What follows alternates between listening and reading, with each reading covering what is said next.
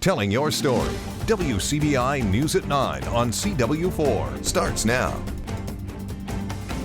We're glad you're with us tonight. Storms are making their way through the area. We're going to send things straight over to meteorologist McKinley Dean for a first look at weather. McKinley, what can you tell us?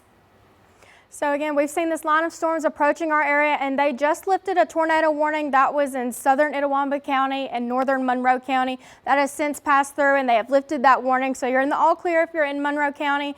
But again, you see this line of storms approaching and coming around this cold front that keeps coming through their area. But again, taking a closer look, still some heavy thunderstorms on the way for the rest of northeast Mississippi. So definitely keep an eye on the radar this evening as we're watching these storms pass through. Again, these storms have brought some strong winds. Again, lots of severe thunderstorm warnings for all across northeast Mississippi. Those have been coming in and out all this afternoon. So again, we'll keep an eye on that, but we're still under a severe thunderstorm watch for the rest of the evening.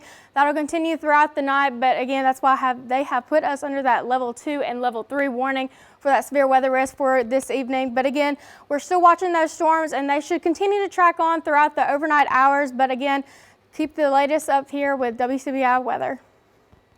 Some folks were out and about earlier to prepare for tonight's storm. Sunflower saw many customers coming to buy things to weather the storm. During severe weather, people will go out to the store to buy essential items. A customer and store manager at Sunflower spoke about the influx of people and what they feel are essential items to have. I try to stock up on necessity things like toilet paper, meats, things that'll last for a while, canned goods. Things like that. On percentage-wise, they come and they shop on expectations of not being able to get here, when they can.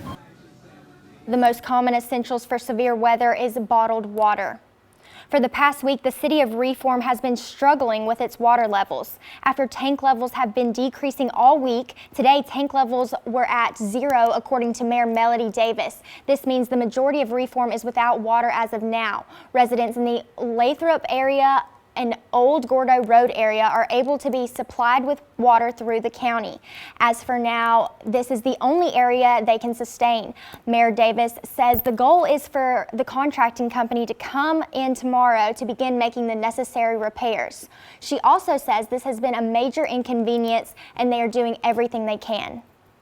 The Mississippi Bureau of Investigation issued a silver alert for 82-year-old Grady Lee Stanley of Kosciuszko.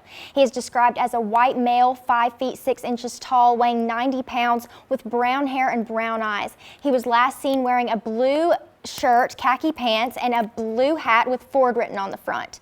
He was last seen Thursday, June 8th at about 5 p.m. in the 100 block of Chatwin Street. Family members say Stanley suffers from a medical condition that may impair his judgment. If anyone has information, contact Kosciuszko Police Department at 662-289-3131 or call 911. Summertime is vacation time for many, but not for scammers. A familiar con is popping up again around the area, the green dot scam. How it works: the scammer calls someone, often an elderly person, pretending to be a family member or a friend in trouble, and they get the victim to buy a prepaid card like the branded green dot cards and send the card or the card information to them. Sometimes they even double down and call the person back in a few days saying they didn't get the money and get them to send another. In other cases, they pretend to be law enforcement and tell them that their loved one needs bail, or they pose as an IRS agent and tell the victim that they need to pay taxes or penalties will occur. The method is the same: buy the prepaid card and send it. And the end result is the same. The money is gone forever in most cases because the scammers are hard to trace.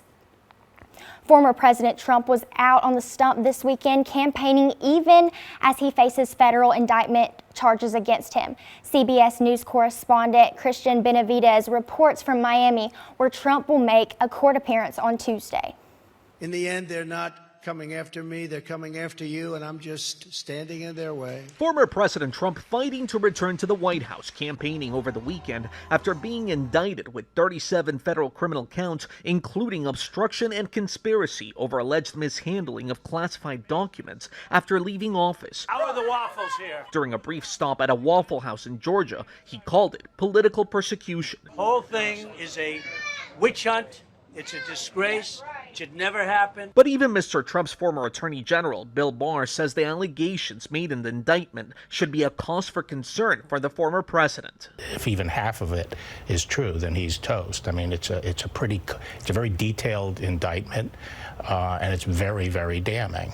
The indictment alleges Trump knowingly kept and risked exposing records with America's top secrets, including nuclear and military capabilities, showing some to a writer and political ally, and of trying to cover it up, attempting to convince his lawyers or to work around his lawyers to circumvent a search warrant. Mr. Trump's allies say the charges, which carry a maximum penalty of decades in prison, go a step too far. Most Republicans believe that the law is used as a weapon against Donald Trump. A new CBS News poll shows 76% of likely GOP voters believe the indictment was politically motivated, and Trump remains far and away the leading Republican candidate for the nomination. Cristian Benavides, CBS News, Miami.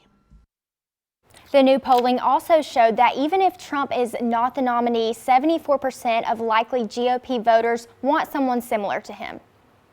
Coming up, the beauty shop industry has changed, especially since the pandemic. Rosalind Freeman tells us how when we come back.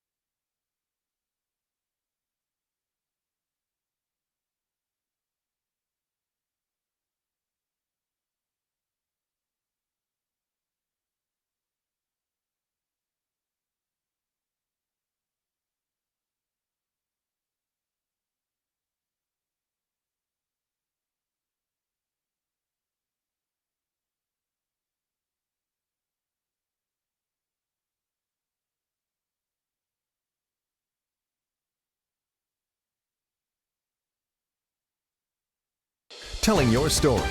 You're watching WCBI News on CW4 with Grace Brister.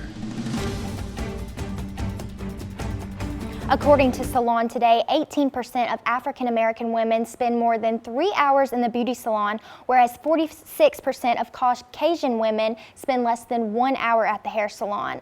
Our Rosalind Freeman was able to speak with local stylists and hair salon owners about the changes in the beauty shop industry and how they are aiming to change the statistics. Local owner of the Blend Bar and hairstylist Letitia Mitchell says she remembers too well the daunting yet necessary experience of going to the beauty shop as a kid. Back then, beauty shops were a long process. Like you were there from sunup to sundown. The culture of the beauty salon has had a major shift to keep up with the demand of the busy client, and it was all started during the pandemic is really when it started. Like, we got to get in and out because, you know, you couldn't have people sitting around. You had to be a certain amount of people only can be in your salon. So that really helped me with time management, making sure people are in and out. Like, I'm getting one out the chair, the next person is coming in. Not only has time management shifted in the hair salon, but also in hairstyles. In the past 10 years, a lot of people have been transitioning to natural hair to stop from doing relaxers. And one of those people is Rashada Murray, who says going natural was helpful to her lifestyle. So I did not have time to go and get my hair done, so I let's just chop it off because it's gonna break off anyway.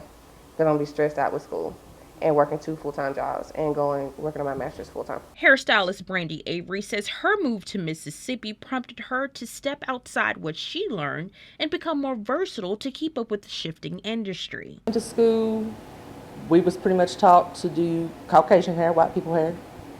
And then once I moved to Mississippi, it's like, you're going to have to learn to do it. I'm like, all right, let's do it. And both Mitchell and Avery say one thing at the Blend Bar they know well is it's hair's hair. Telling your story in Columbus. Rosalind Freeman, WCBI News.